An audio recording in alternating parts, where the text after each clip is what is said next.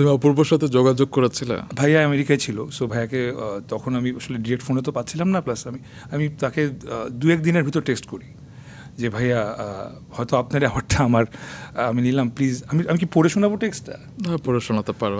আমি ভুল কোট করতে চাই না আসলে, আমি course. আমার মেমোরি থেকে চলে গেছে যেহেতু 2 মাস আগের বিষয়। 23 মে হয়েছিল এবং তুমি পেয়েছিলে, এবং এবার বোধহয় নমিনেশনে ছিল অপূর্ব, যৌবন, ইয়াশ এবং তুমি।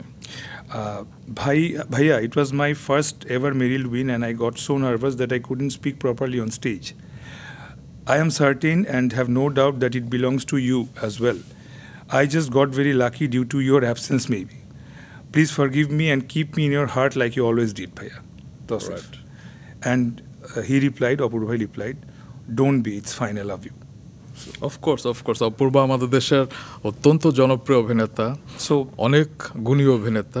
হয়তো এই বছর সময়টা তোমার ছিল, যেটা আগেও তো তুমি অনেক নাটকে ভালো অভিনয় করেছিলে, যেমন তুমি লিলিও নাটকে অনেকে তোমার ফ্যানরা এক্সপেক্ট করেছিল তুমি অ্যাওয়ার্ড পাবে, কিন্তু সেই সময় হয়তো তুমি পাওনি। এই সময় হয়তো তোমার ফ্যানদের স্ট্রেংথটা অনেক বেশি ছিল। সামনে হয়তো অন্য কোনো অভিনেতা পেতে পারে, কিংবা তুমিও পেতে পারো। অবশ্যই, মানে we have no control over the future.